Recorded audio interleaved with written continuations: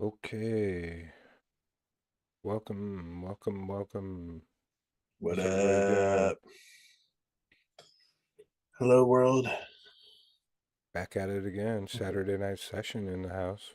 What's up? What's up, Satch? How we doing? Doing pretty good. Doing pretty good.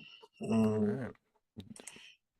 what? Welcome everybody. We're just getting some things set up here. Bear with us. Just a couple of the bros hanging out on a Saturday night, chilling. We're gonna talk about the tech bros. What what better uh bros to do it with than us, you know? The bros are going to talk about the tech bros. Exactly. Yeah, Um, all right, let me see. I can still hear you, right? I guess so. Can you hear me?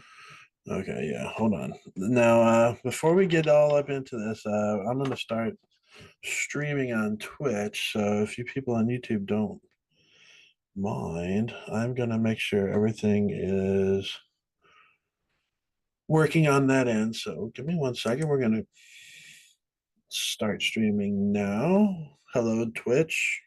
Hello. How's everybody out there in the Twitcherverse? The Twitchverse. Um, like I said, just give us 1 second. Oh, perfect. Okay, I can hear it. We've got volume. One sec. Let me. Dan, will you go ahead and vamp for a second? Can I do what for you, sir? Just say something. Yeah, just do a little bit of mic check. 1, 2. How's everybody feeling? Doing good. All right, we're good. All right, everybody. Yeah, hi Twitch, hi YouTube. How you doing? We're double fisting tonight, man. Saturday session. We're live right now. Here we are. Saturday night sash. Um, so what's up with you though? Let's before we get into all this fun. How you Uh, feeling? How you doing? I'm doing pretty good today, man. You know, hung out with the wife all day. I did some streaming on my gaming channel. Okay. Um, All right. All that was right. pretty fun. That's about it. Been wishing the weather would get nice so we can get outside and do some stuff. You know, get a little more active. The other day it was pretty nice. We took a nice, I don't know, we went like a mile and a quarter. Nice. Nice little walk. You know, Good. get some Always, exercise. always nice to get out moving, especially after some winter time, long winter. You guys had some snow and stuff down there recently, right? Uh, yeah, a few weeks back, it finally all melted off like a week ago or so. But it's Cool. still been pretty chilly. Yeah. What were you up to today, man? Oh, taking care of the boys. Wrestling. You The know, boys. Yeah. wrestling. Me and the old man and the oldest son went to the city, went down into Grand Rapids to um, Noodle Fest. We went to go I check know. it out, but you know, it was kind of a bummer. We didn't really know what to expect because it was kind of vague on the listing for it. But all outside, and it was like 27 degrees outside. Just it was starting to snow. Um, you know, the old man didn't really want to stand around out there, so we made other arrangements. Well, But it's all good. We went and had some good food, found some good hot and sour soup. Oh, ooh, it was yeah, fantastic. Yeah. that's where it's at, man. But other than that, just taking care of them boys. Either it's like a full-time job taking care of two boys, you know. Yeah, Well, so good I times. understand. Um, Been there. yeah, Well, not two boys, but that's what we do, though. You know what I mean? Shit, my boy is not so little anymore. He's taller than I am. So Yeah, man. they grow up, man. They grow up. Yes, they So do. They're growing up like quick. But that was my day. Pretty good, pretty chill. seriously, But we're gonna get into this, man, because these tech bros think that they just run shit, right? I guess so. Yeah. They've got big That's what plans they for the think. they got big plans for the world, it seems like. Yeah, a bunch of like weirdos and losers that just happen to have a lot of crap loads of money, but who can't string like a coherent sentence together or seem to show any kind of empathy towards another human being. So, like, yeah, those guys. Yeah. And like I get it. Sometimes I have trouble with words and expressing what I'm trying to get out, but woo, these guys are Like on Peter something, Thiel, man. dude, he locked up. Like, he just like completely locked up, flop sweated, and like went straight into debug or like defrag mode, dude, where he's just Yeah, like, he was glitching, bro. dude, he was hardcore Oh glitching, but they yeah. were like, oh, he's just processing so much information. I think we'll probably pull that Yeah, up right. and give her a look because that was a pretty wild moment, It was a pretty honestly. To do epic the same journey. moment. That's Oh, 50 years. whoa. Calm down, I'm Pierce. I can getting hear your excited. goofy ass. I'm I getting hear you. excited. Whoa, whoa, whoa, Pierce.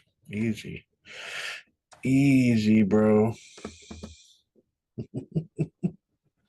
Hold on, I'm gonna Oh, do this. you're all good, bro. So yeah, Saturday session.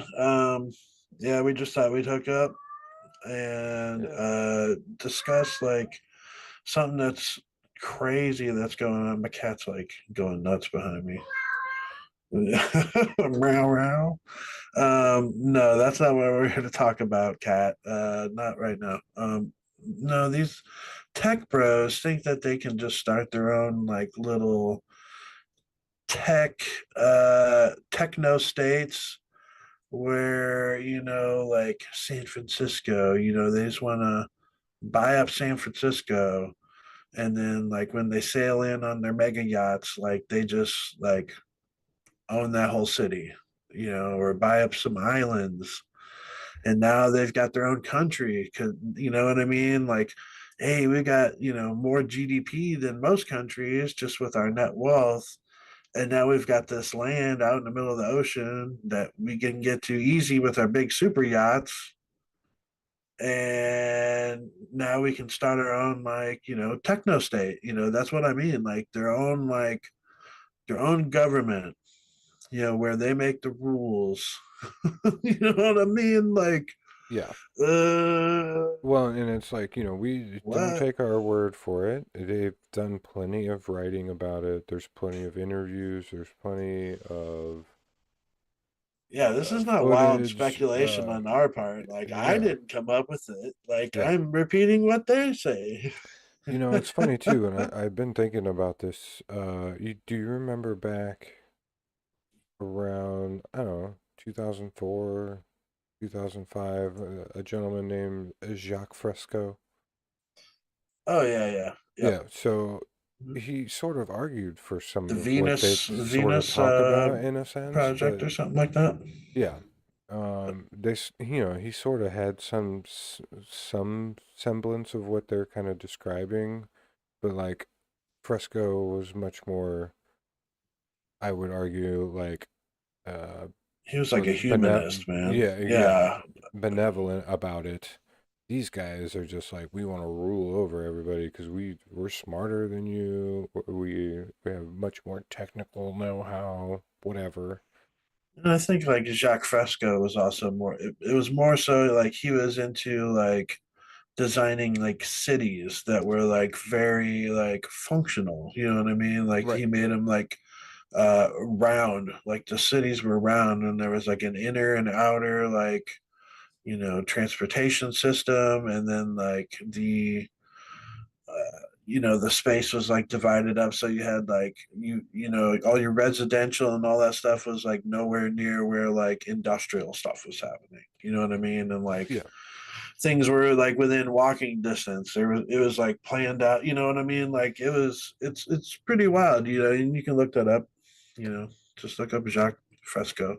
Yeah, well, I guess what I was gonna get at is like when you would talk about his vision to people, they would be like, "Oh, that's crazy. That's wild. That's just Right, this right. utopian nonsense that you're like, what, what's everybody gonna do if, it's like, but now you got these guys talking about it in a much more like capitalistic, Authoritarian. yeah, Yeah. authoritarian capitalistic framework. Uh, and it's crazy. It really is just They kind of they want to crazy. be petty kings, man. Yeah, petty kings. Petty kings. Fiefdom, whatever they Yep. call it, fiefdom overlords, where they Fiefdoms. Yep. they have little areas, little supply chain areas, It's like the essentially. main It's king like would give you a lord like a certain piece of land and be like, you need to rule over this. This is your fief. your Your Duke of fiefdom. whatever here. Duke of Atlanta. Yeah. Right. So, if some of you folks out there don't know, we're gonna watch a little bit here from the majority report. They did, I think, some excellent coverage of these guys: Curtis Yarvin, Mark Andreessen, Peter Thiel. You're really just kind of giving a good overview of their ideology, where what they think, where they want the future to be, how they think they're going to be involved in that. Um, as these billionaires, these are the oligarch billionaires that we're talking about. When Bernie goes out and he talks about oligarchy, this is what these are the people he's talking about. Exactly.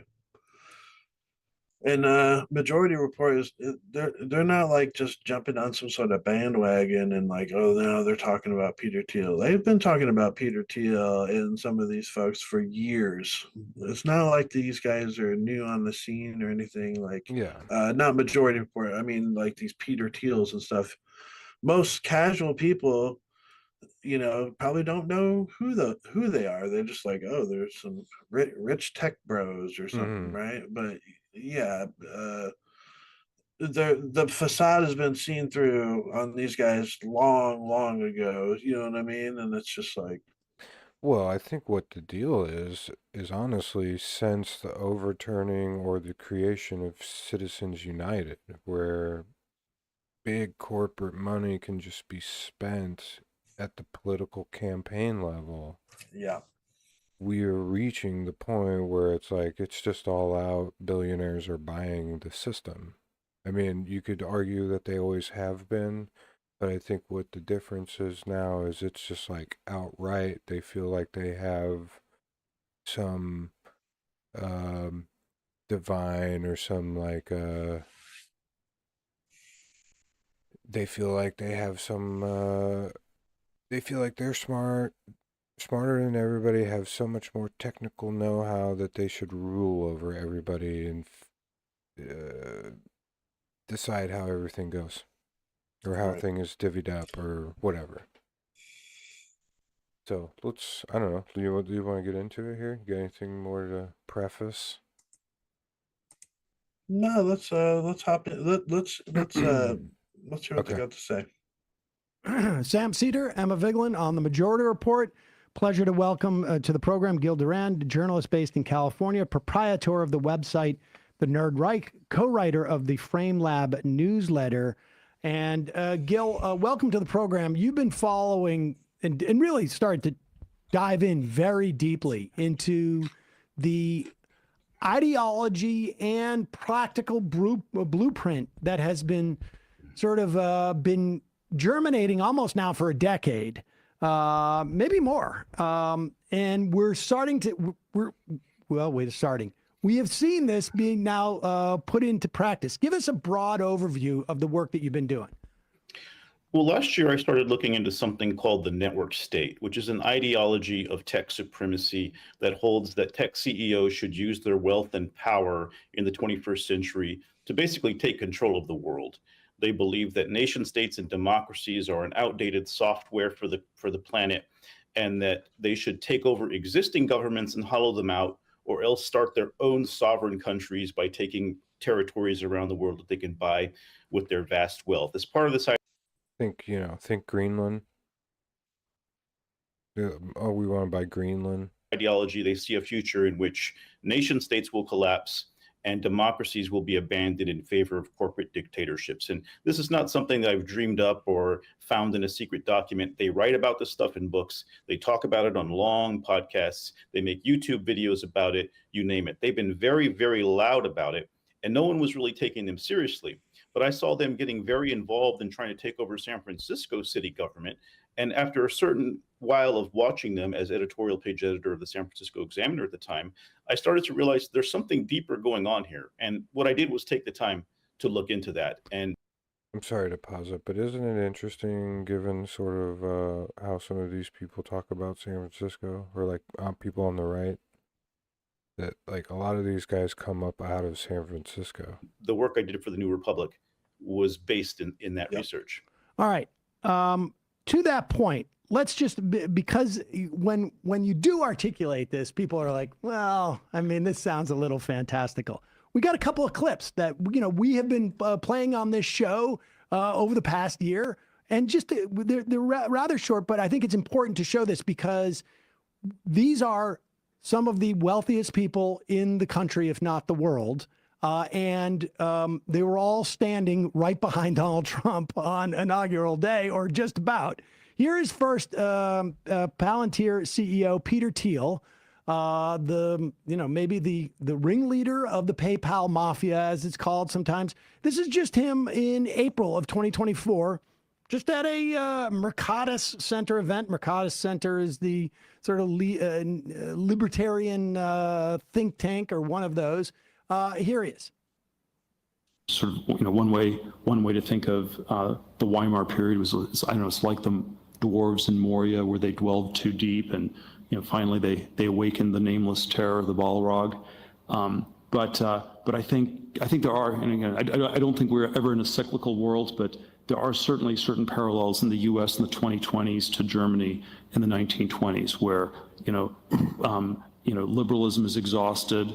One suspects that democracy, whatever that means, is exhausted, and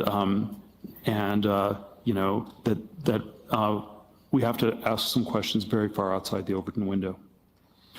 Okay, so there he is saying, like, we're like Weimar Germany, and democracy, whatever that means, has been exhausted. I want to get back, is that notion of like whatever democracy means, who could tell? Nothing has meaning. Is interesting. Like, now, for people who don't know Jesus any Christ, history yeah. after Weimar, we saw the rise of Nazism, and Overton window means like we gotta watch. What? Hold on, back it up like 10 seconds so we don't miss what they're saying. But like, if you're wondering what they're talking about when you hear Weimar Germany, if you've ever seen the movie The Sound of Music, like before the Nazis started taking control of other countries, they took control of like Austria. So it was like Weimar Germany was like the pre-stage before the Nazis took over, right? So they were pressuring Austria. They're like, you're essentially German already, right? Like, hey, Canada, you're essentially America already, Mm-hmm. So that is the parallel that Peter Thiel is equating that the US is right now, is like Weimar Germany about to start conquering Lands, yeah. Yeah.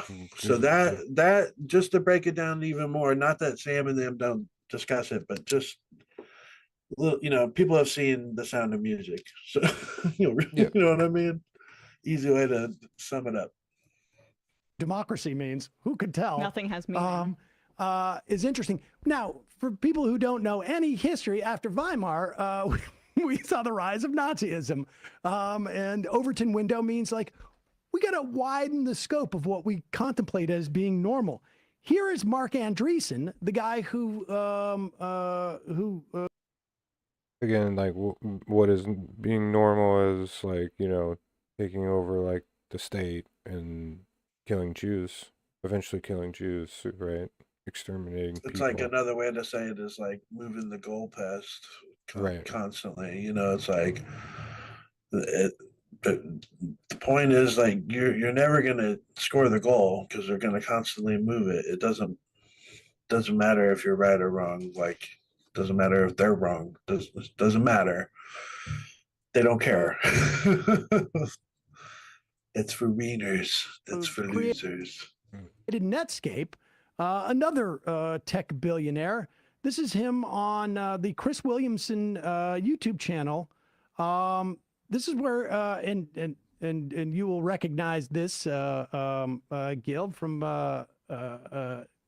this guy obviously reads some Curtis Yarvin or talks to him directly, but here he is talking about this too, right? Which is like, okay, how do we actually like redo the system is of course much harder. The other lens on this that I think about a lot is Curtis Yarvin, who's also a good friend of mine. And the way he describes the American system that's running the people, the way he describes it is we are living under FDR's personal monarchy 80 years later without FDR. Right. And the reason he describes it, he says, look, when before FDR, the federal government was actually very small. Like the tax rates were like super low. The federal government didn't do very much. The FDR dramatically, like orders of magnitude increased the size and scope of the federal government. He did that for two reasons. One was the New Deal, and then the other was World War II. Yeah, and it's like because we were trying to get out of a situation where literally like a small group of people had most of the wealth and everybody else was starving, hungry. The economic situation was horrible. They were trying to get out of the situation we're entering into right now. Essentially. Except one way to look at it is those people back in the day had it fucking easy compared to what we're about to see, because the levels of wealth inequality has staggeringly grown since that time before. It's like They had, you know what I'm saying? Like Yeah, the scope of devastation will be much larger. You know what I mean? People, it's like, the infrastructure around us is different than what it was in the 20s and 30s to some degree. Right. But like, yeah, you're right. Like the degree to which the wealth inequality is now is much, much different. Well, and one of the ways I'll say that before we start, because I don't want to blather on too much.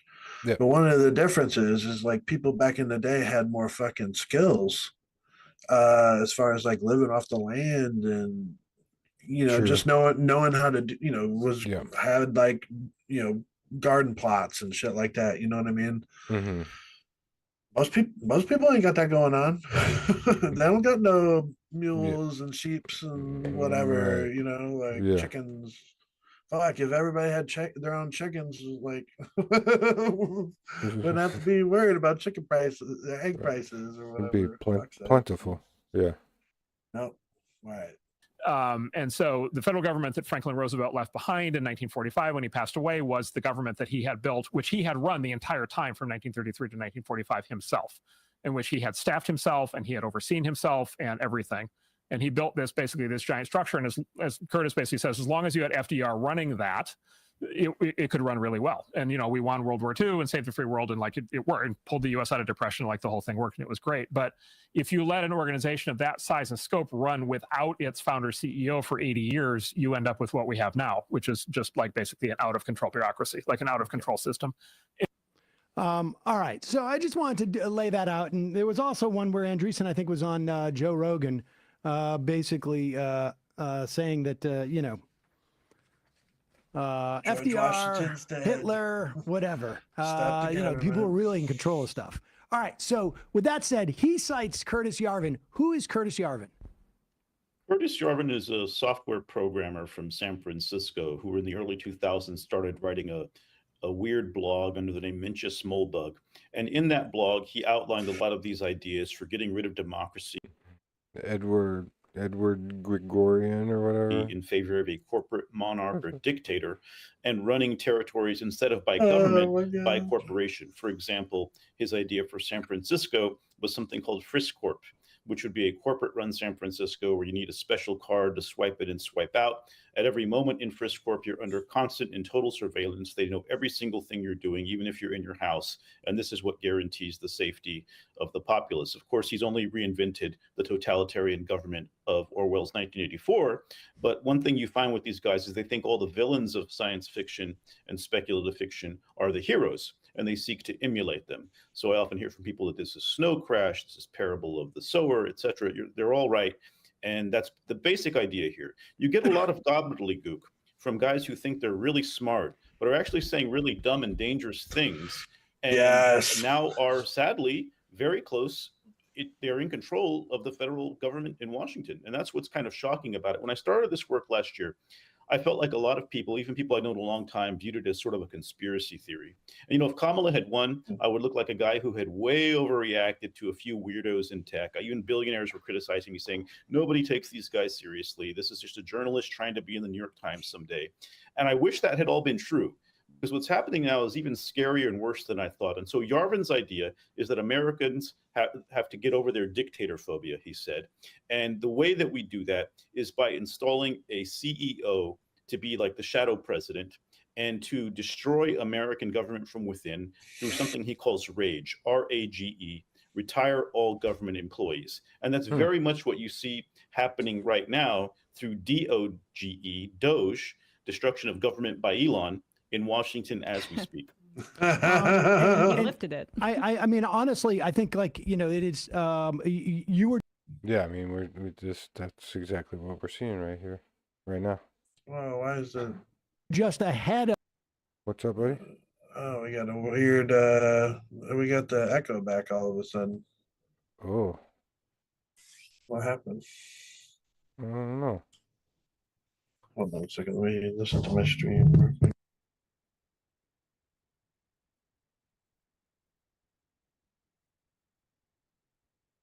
Oh, what happened to you?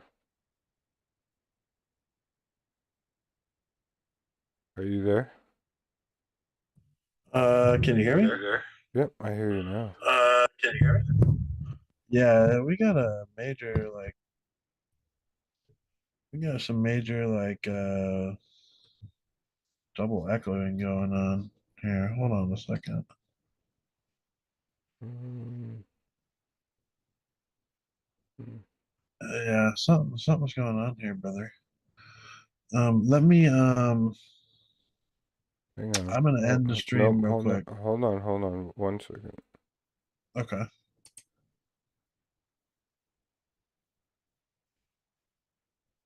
Sorry, folks. We're still, getting the hang of all this technical stuff. Yeah, I didn't touch anything, so I don't know why.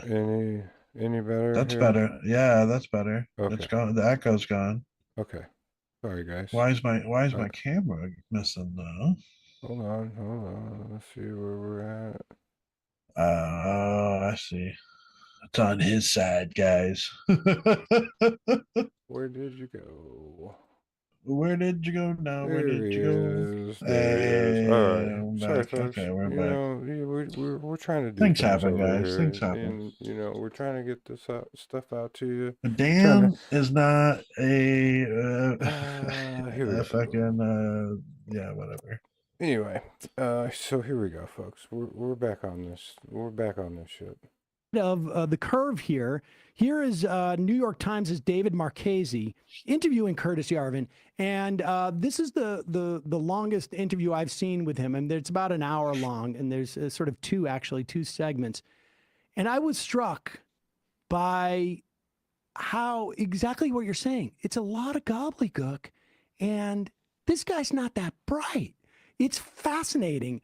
They remind me of like Jordan Peterson. Listening to Jordan Peterson is what it's like. He's asked, why do you think FDR was a dictator or a CEO or a king, whatever? They sort of, they play around with these terms as more or less the same type of thing.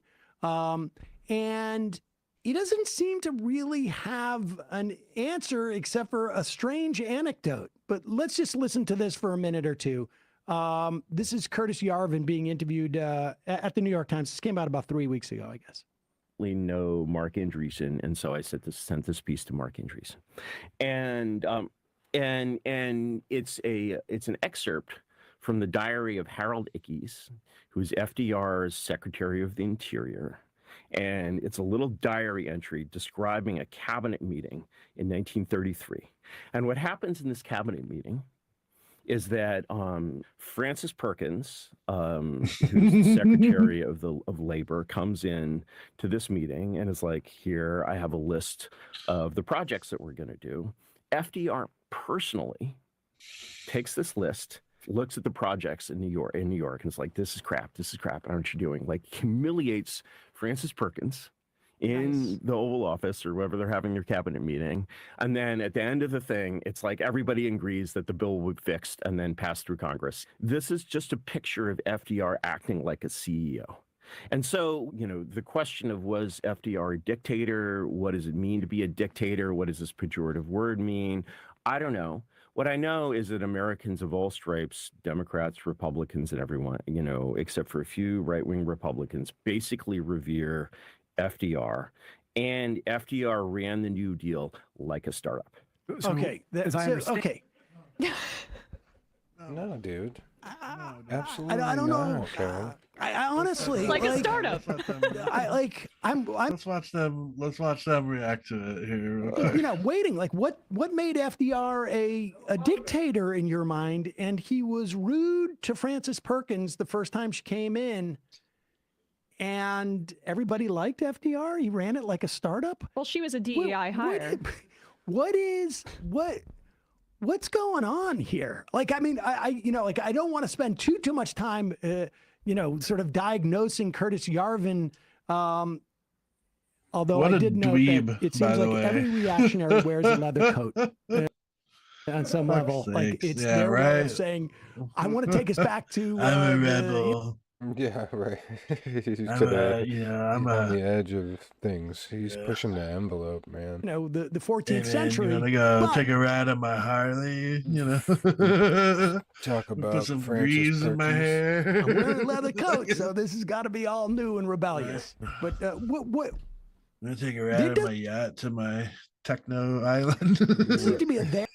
I'm gonna watch you, surveil you all day, Right. every day. Make sure you're working. There. Yeah, well, these are people who are used to talking in rooms where nobody challenges them. So your stupidity gets accepted and you get more confident in it. The other way to look at it is this is a disinformation for dumb people who don't know anything about what he's talking about. And so his cherry-picked anecdotes are used to convince all of these young wannabes in Silicon Valley that, oh, wow, it was a dictatorship, etc. There's one quote Yarvin has.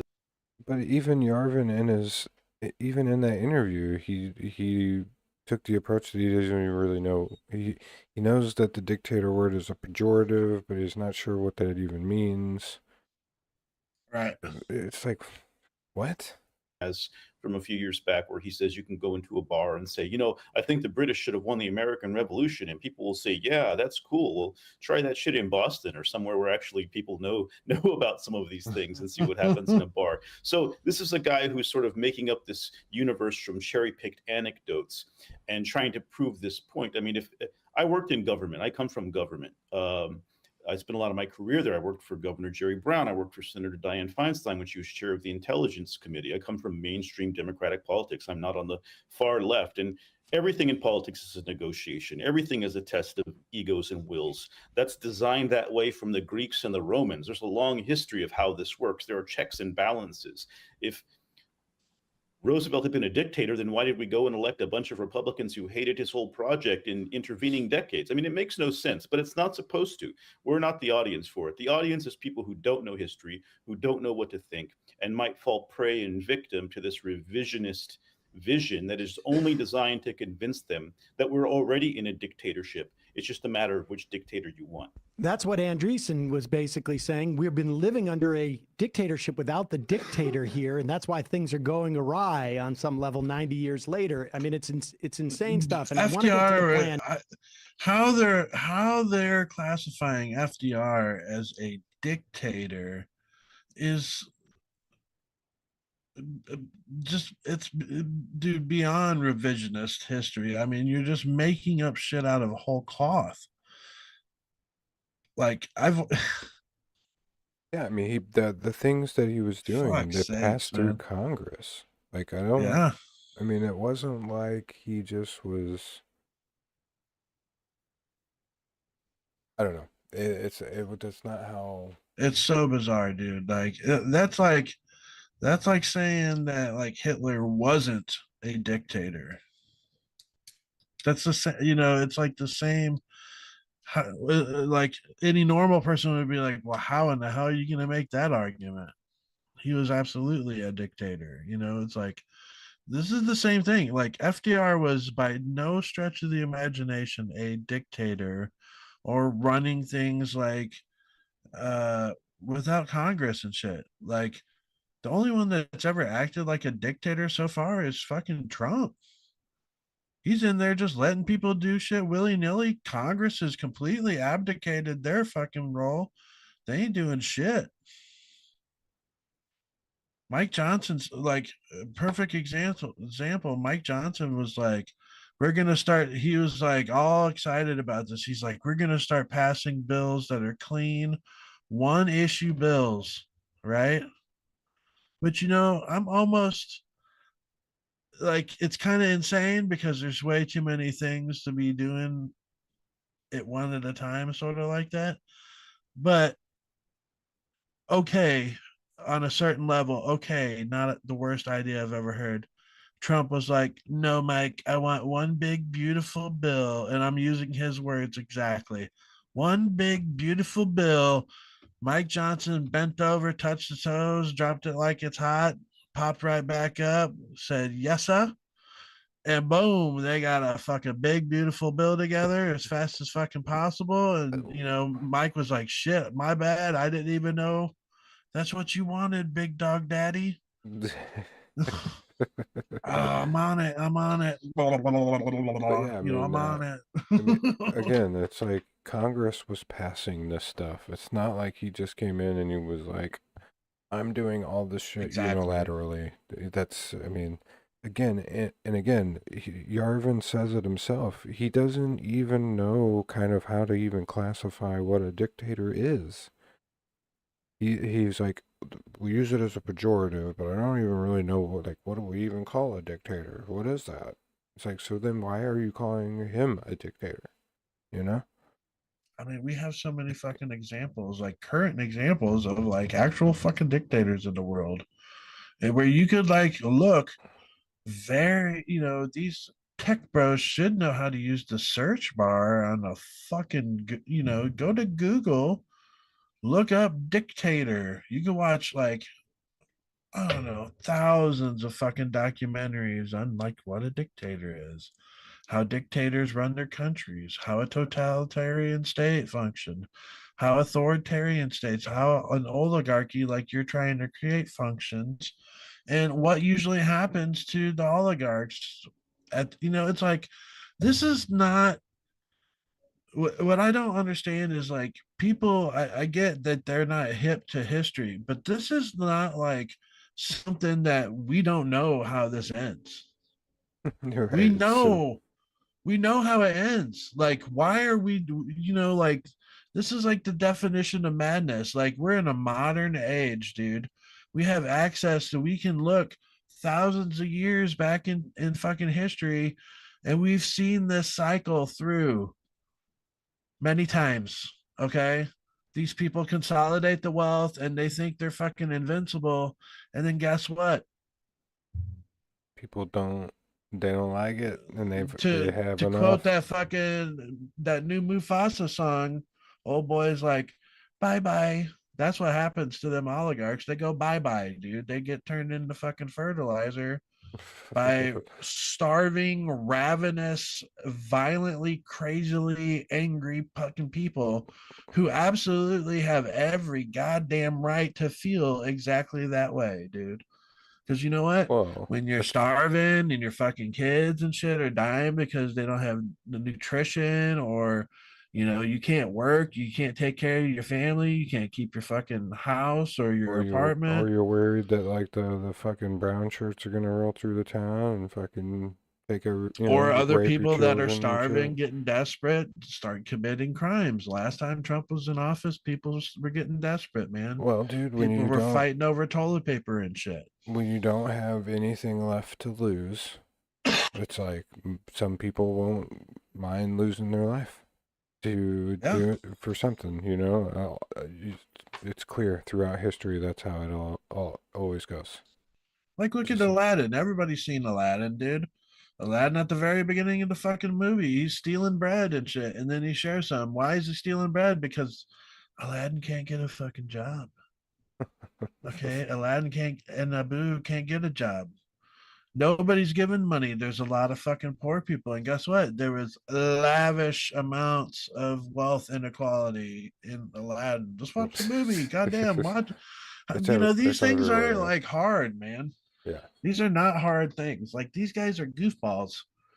They're people who think they're really fucking cool because the people that they pay to be around them aren't paid to tell them, hey, you look like a fucking idiot in your little goofy ass leather jacket.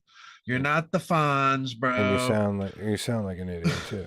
You look like he looks like fucking Ed EDD from Ed and Eddie. The one with the unibrow.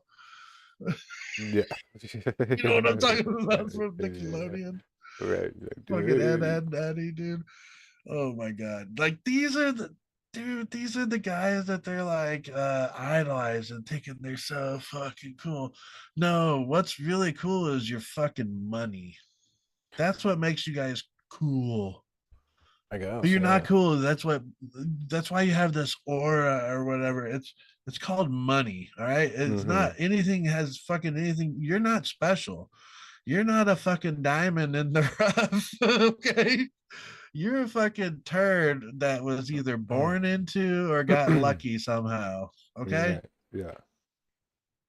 Because unexceptional people like you who are so full of themselves and so inhaling their fucking farts so much and thinking it's like the richest potpourri. Themselves. Yeah, dude, like feeling themselves so much, like that's right. They're high on their own supply, man. For real.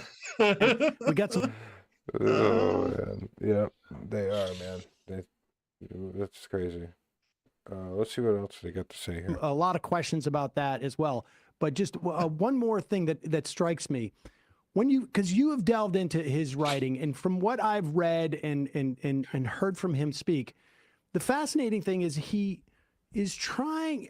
When he responded later in that interview to like democracy, he defined it where you heard Peter Thiel say whatever that means.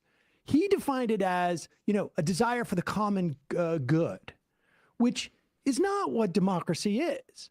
Democracy is not about, I think everybody wants that, but democracy is about the participation in the decision making as opposed to a desire for what the ends is. And I want you to talk about how slippery they are about what democracy is. And because there seems to be, with this sort of cohort of conservative thought, the way they strip this, the way they lay this bare is it's all sort of like focused on some type of outcome. And they try and, I guess, flatten the differences. Erase meaning. Erase the meaning of everything prior to that on some level. Yeah. I would add also, he used an example, and I'm sure you've heard him say this, about if, why would we want, Apple's run by a CEO? Could California, the government agency of making computers, make an Apple computer? Of course not. But that's a very, very narrow, sort of like I guess, job assignment for government. It's not just we're going to make good computers. There's a whole host of addressing a bunch of different concerns, which is fundamentally about democracy. Will you just talk about that element of it? That's a good Yeah, point. these guys only view reality through their own lens of tech and wealth and power. Having been in government, you have to view it through the eyes of vast constituencies of people, many of whom have different needs or may be at cross purposes. Politics is a tough art to master. A lot of good people fail at it. And so when they talk about things like democracy, et cetera, a lot of their problems could be cured by a poli-sci 101 class. The common good through history has come to be defined as something that the public must participate in defining. What they're trying to say is that, well, there were times where there were monarchs or there were dictators, and the common good was defined as whatever they decided it was. And, they claim things worked better or whatever under those systems, which I think history will prove that they don't. So all of this is pointed toward complete ignorance of actual history, of political theory, of how we got to the system that we have, toward a return to something that doesn't work, always gets overthrown, usually through violent revolution or war. And that would only benefit the richest guys in the room, which is them. So I think, if anybody who's familiar with the basics of political science can see the very juvenile and sophomoric mistakes they're making. But again, these are guys who don't get challenged in the rooms that they're in. And even when they get interviewed by, say, the New York Times, it's a pretty softball interview. This is a guy who's called for a dictatorship and laid out a plan that appears to be being followed. And he gets this glow up, black and white, smoldering photograph in the New York Times. I mean, this is a really bizarre time to be living in. You couldn't get these guys to cover this stuff before 3 days before the inauguration, they dropped the Yarvin interview. And believe me, I was talking to people and urging them to do this. And again, I was out there in weirdo land, and now we're all in weirdo land. So yes, but they covered Project 2025, right? I mean, and that I guess is like well, let's before we get to Project 2025, will you just lay out the plan for us? Because then I think it overlays over Project 2025. Yeah. Let's listen to this last. Oh, you're talking about the plan in the blueprint that Yarvin had. Well, in 2022, Yarvin updated his plan to a second Trump administration, and it's called the Butterfly Revolution. He did this on his Substack, and he said that the basic plan would be, and he said, this is all imaginary scenario, a harmless thought exercise, but the idea would be to install a CEO-style dictator while keeping Trump as the figurehead, to then purge career government employees, basically carry out rage, retire all government employees, to weaken these institutions, get rid of any people who are loyal to democracy, replace them with loyal ninjas who would answer to the CEO dictator, not to the democratic process or to Congress or anybody like that. Then start centralizing executive power under the executive branch, rebutting the courts, refusing to go along with the laws, just challenging every aspect of the system to break it. And then, and also bypassing congressional oversight, and then use this new centralized power to start seizing the other centers of power in society, media power, academia, establish complete control over the information sphere. Because it's all happening. To have this experiment last, you have to make sure it controls information because it needs to control future elections. It does no good if in 2 years we get the Congress back or in 4 years we get the White House back. So I that was like this will be shut scary down. vision he laid out in 2022. And as far as I can tell, sounds impossible. Everything that Musk is doing, again, it could all be a vast coincidence. I'm a skeptical person myself. I'm a journalist. I come from mainstream politics, but it seems to me that they're doing everything on their list so far. And I've come to a point where I'm not going to underestimate these guys anymore. I am going to underestimate all of the people whose job it is to be telling people what's going on. I think if most of the American people knew what was happening right now, they would be very much against it. But no one is saying it. That it's systemic. I mean, that's the thing is that I think there's this sense out there that like stuff is happening willy-nilly, but this is part of a plan. But no, I mean, that was my question, and it's really it's fascinating to see how this pairs with the lack of meaning that they're trying to engender, and the fact that these tech bros have control over our communications platforms. They're able to make that a reality. I mean, everybody's a blue check, and what information is true and what is not. I mean, I think I saw Yarvin saying that this is the prime opportunity for our plan to come into place or go into place, because right now we're in a very irony-pilled or a high irony time, essentially saying that there's such little education that our ideas sound okay. I mean, it's the same with the anti-vax stuff. That's where we're at right now. Yeah. Definitely. Everything is considered negotiable, and there's no opposition that's organizing to really counter what these guys are doing. Instead, the Democratic Party's stance seems to be that, well, we're just going to let them do it as much bad stuff as possible, and everybody will be against it. You know, we're starting to see some people stand up and resist it. We've got people like AOC and others. Jamie Raskin said the other day that they're trying to install a tech monarchy. People are creeping toward it. But I think what people need to understand is that this is not random chaos. This is a strategy, and it's a strategy they've been talking about and writing about and bragging about for years. And once you understand that, then it takes on a different meaning. You can make more sense of what's happening. And basically, we've got an unelected, foreign-born billionaire up in our government, destroying it and defying our laws. This is exactly the kind of nightmare our Constitution was designed to prevent. And we need to be very aware of that, because we can stop it, but not if we stay asleep for too long. If these guys are trying to do as much damage as they can, as quickly as possible, because that's their key to keeping power. And I don't mean keeping power for 4 years. I mean keeping power in general. And to see the Democratic Party largely silent, to see the major media outlets not really getting it, is pretty scary. That to me is the scariest thing of all. Now, where is Peter Thiel from? Where's he from? I don't think he's from the U.S. I don't believe.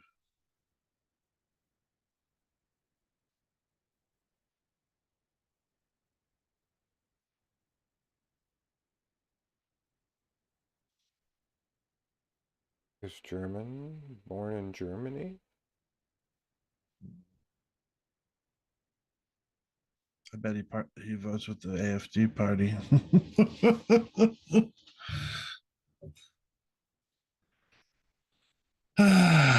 So yeah, we don't need to go back to the majority report. I think that gentleman explained it perfectly, and we encourage you to go watch the episode of the majority report if we just kind of tasted on it a little bit. Dan's got another clip here to watch of this. I mean, look how fucking gross this guy looks, man.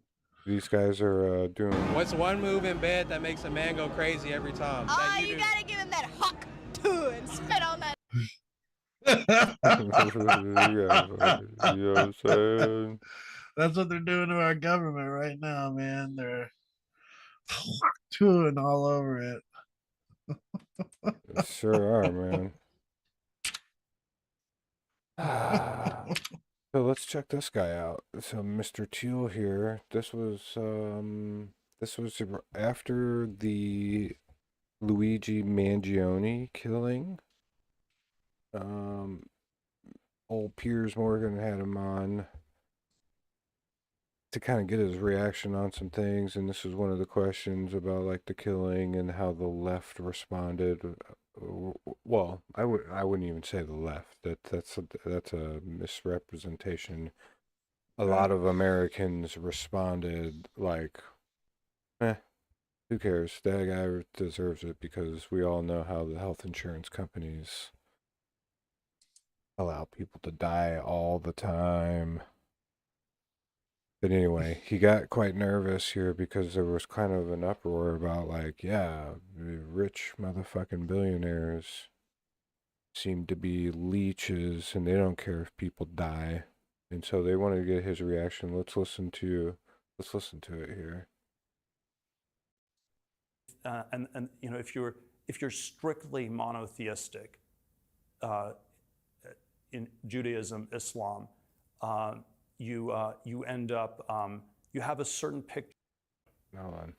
Let's get. Now, I wanted Here to we talk go. to you about the 2 stories in the news this week, one of which you got dragged into just by circumstance. But the first one was the incident on the subway with this Marine veteran who restrained somebody who then sadly died, who's just been acquitted. What did you think of that story? Because it seemed to me, if we went back 20, 30 years, this guy would have been immediately lauded as a hero. And yet there was a concerted effort on the left to paint him immediately as a white supremacist, a villain, a criminal, a murderer, and so on, from people like Alexandra Ocasio-Cortez and right the way down. What did you make of that story? Man, I always don't know enough about the particulars of these stories, and then it somehow matters. It matters. The specifics matter a great deal. Right. But yes, so with the caveat that I don't know that much about the particulars on it. Yeah, my instincts are that if we don't have people like that standing up against crime in a sort of citizen's capacity, I don't think of him as a vigilante. I think of him as this guy. as a crime stopper, and you'd have you'll have a far more violent world if you stop people like that than if you than if you don't. And so that's where I think the intuitions seem very, very wrong. Yeah. And then I don't the AOC thing seems so great. It's almost like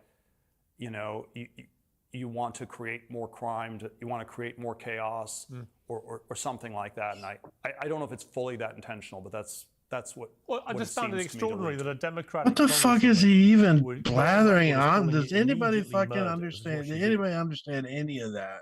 Yeah, and I don't even think that's the worst of it. I think it even gets worse. Dude, could he do any more cocaine? Yeah, My like, God, what he's like is he fucking on? glistening, dude. And then he's Yeah. and they talk His- about Joe Biden fucking having a stutter, dude. Yeah. His Look at this. pupils are like, I mean, I know he's in a well-lit room, but I Dude, mean, and when they like got up closer on him, it looked worse. He looked worse, dude. Like you could see that, like he looks like a fucking window pane. You can see the reflection of the window behind him, off the side of his head, man. Yo, what just happened here? I'm just hold on. Are we still Alright, seeing Jay. it? We're good. Oh, what are you doing? What's going on? We're good. We're good. Here we Yeah, go. okay. That And was you weird. think, what message are you sending to Alright. people who are on a subway that is already crime-ridden, and you see something like this happen? You see women and children terrified. 9 out of the 11 witnesses all said it was the most terrifying thing they'd ever been exposed to on the subway. And you get this one guy who intervenes and stops what may have been a horrific incident. And he's branded a murderer by a lawmaker in America. And you just think, well, what message are you trying to send to people? That you can never intervene to try and protect women and children on a subway? Is that really what you want to say to Americans? I just found that the most baffling part of it. Yeah, I don't think that's what she said at all, No, it was Pierce. That was just Please. very disingenuous to begin with, because some wild framing. yeah, that's some crazy work, dude. That's some Hauk Tuah right there, dude. And not only that, I'm sorry, he just served him up a big old softball too. Basically explained it to him because he's like, let's watch him. It's probably incorrect to impute too much intentionality to it.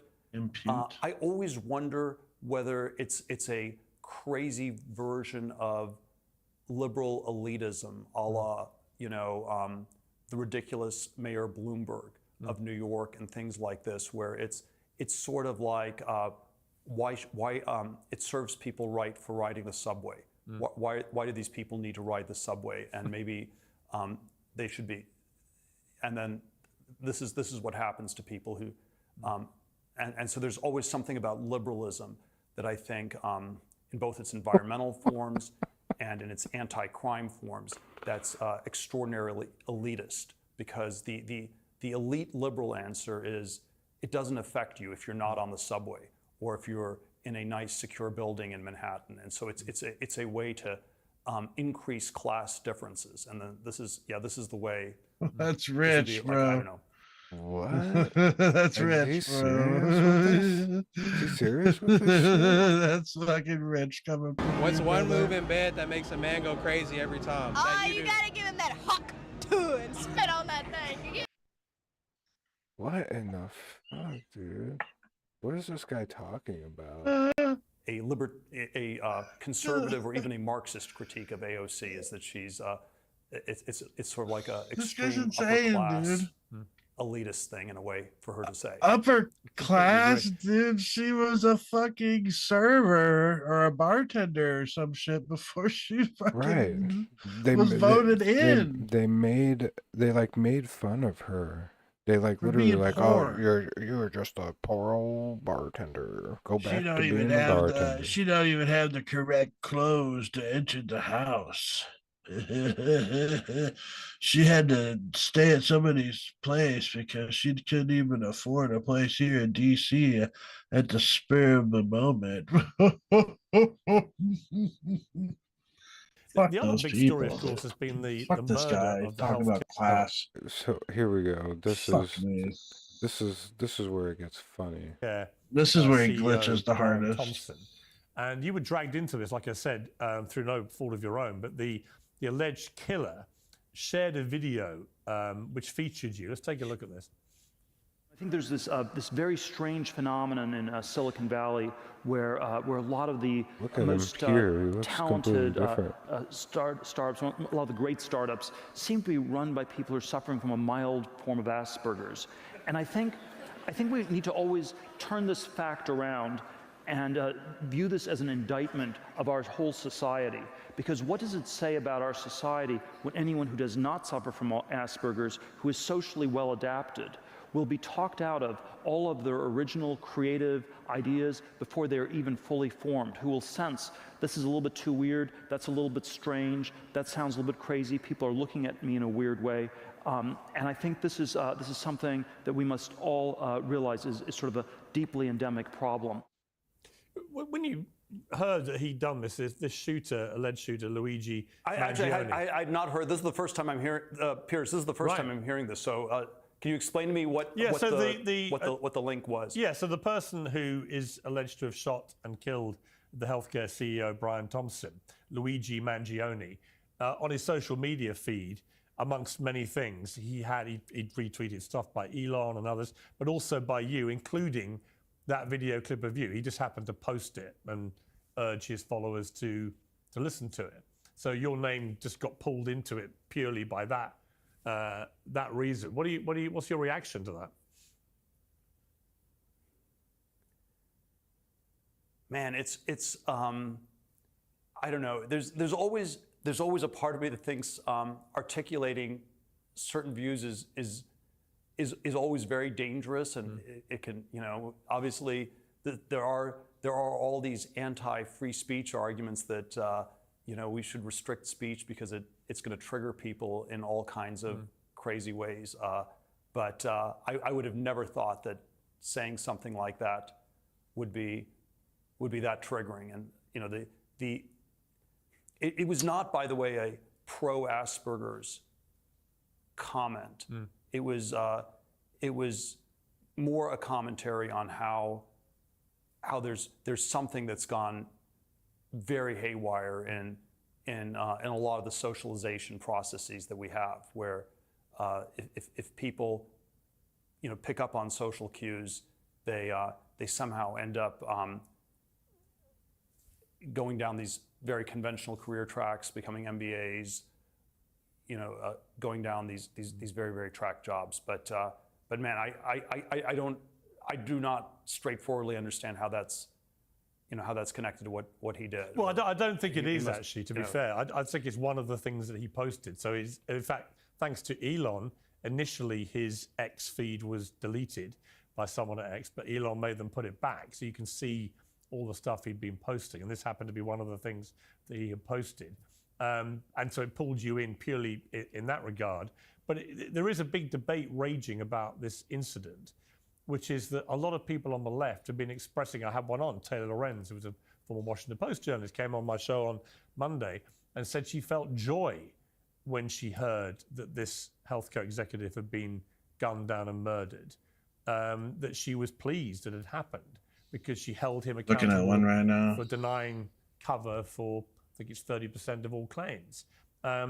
And separately, you've seen a very weird, quite twisted thing developing on social media where he's been described as the hot assassin because he's a good-looking guy, as if somehow that's an appropriate way to respond. What do you make of this? I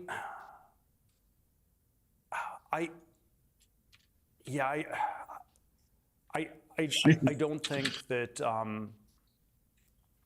I don't think one should ever glamorize murder, and man, it probably just tells us more about how crazy some of these people are who are saying these things. That's I don't think it tells us that much about this case, but it tells us, man, we're in a really crazy society where people, and it's all sort of fake, right? It's like, I don't think Taylor Lorenz is willing to do this herself or whatever, right? And so it's just this weird fake left-wing aesthetic of violence, and so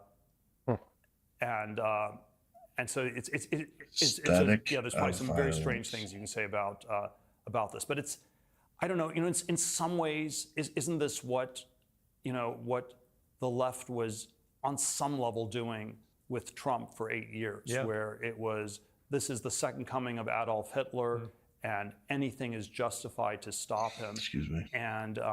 And then again, I think people are free to say these things. I believe we should have maximal freedom of speech.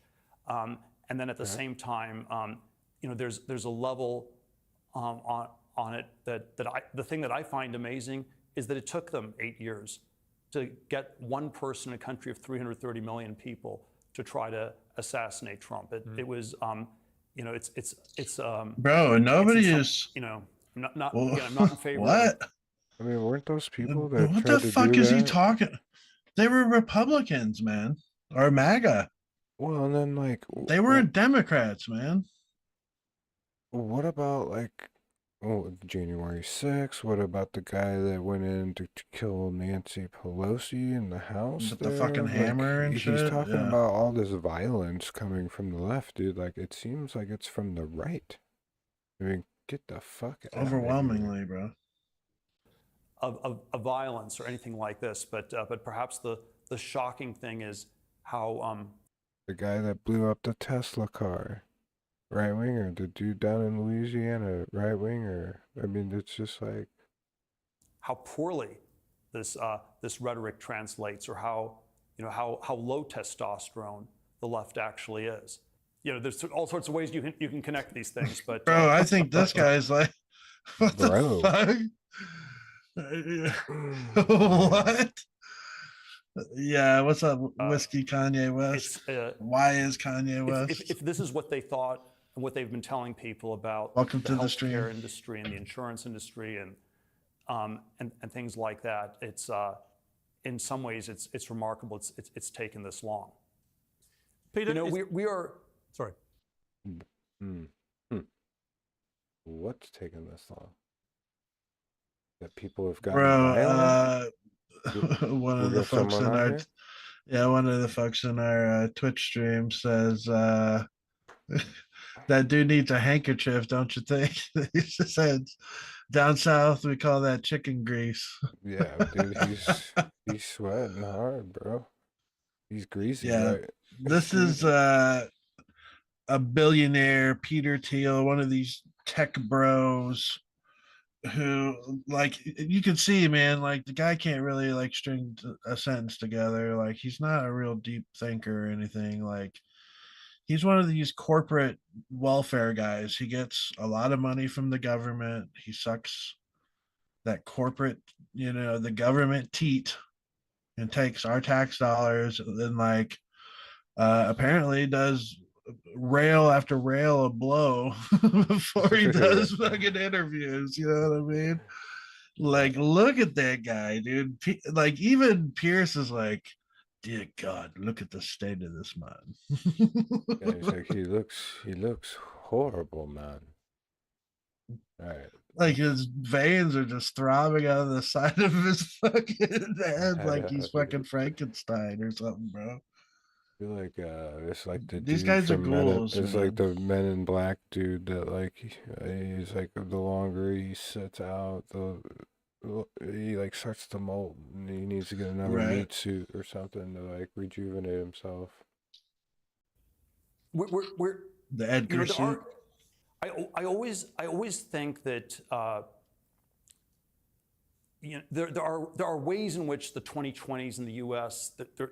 we need to rethink things. There are ways it resembles Weimar Germany in the 1920s, where There we go a again lot with of the the Weimar conventional ideas had Germany. failed, and you look outside the Overton window and things like this. But one way in which we're very different from the early 20th century. He's saying from it himself 1920s. that we look like fucking pre-Nazi Germany.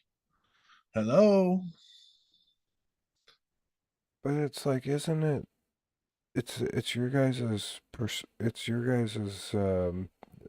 initiative that you want to go put forth here. Like, what is it? It's his Spit on that thing. like we gotta keep it real here. It's like you guys are the one ushering in this fascist shit. That Like, Hauk, Tuah, and Yep. get out of here. They're Weimar Tuah all over is our that fucking fascism- government, man.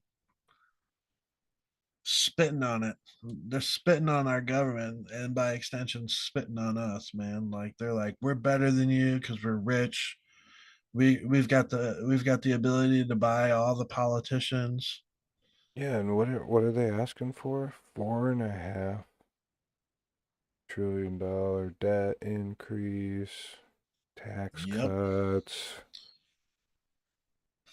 Really lucrative government contracts, no bid contracts directly to these people's companies, man. Like that's the welfare I'm talking about. Like that's what's happening. Mm-hmm. Because it's like think about this, guys, everybody out there. The debt ceiling that they want to increase is basically they want to increase it so they could spend more money. Now, what the fuck is Doge doing? I thought they were finding all Saving this all this waste money. and abuse and savings and like stopping all this money, so much money. You know what I mean? Well, So and why then do they need to increase the debt limit when they're finding all this money that's going to be, reallocated, right? Oh, well, wait, it's because they're going to start giving out shitloads in tax cuts. They're going to give out all these contracts for fucking the pork their buddies. that they want for their company. Yeah, the grift, man. Like we're getting taken to the cleaners right now, man. We might as well we should put like a graphic up of like these guys like this Peter Thiel and the Mark Andreessens and the Elon Musks and the guy that runs Google and Mark Zuckerberg, like just show them like holding America by the ankle and like shaking every fucking cent out of your pocket like a schoolyard bully, like a meme. Yeah. That's what's happening right now. Yeah. Yes. Excuse me.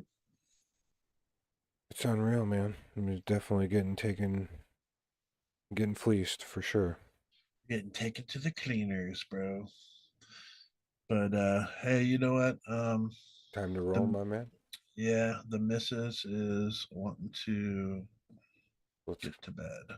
All right, we've had enough of sweaty Yeah, daddy dude, I over can't look here. at this guy's face anymore, man.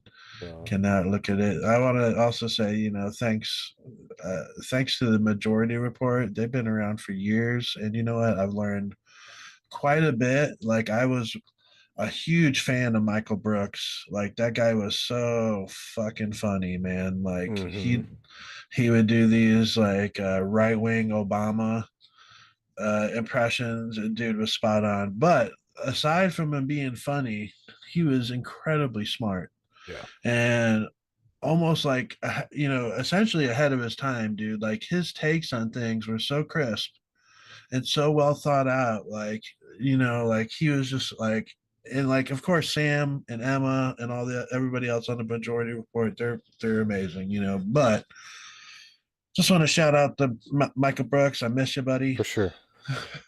And the gone way report too does early. absolutely fantastic work over there. Sam Cedar's top notch. Totally. He's not a I'm grifter. glad they saved her from TYT and gave her a home. She was wasted there,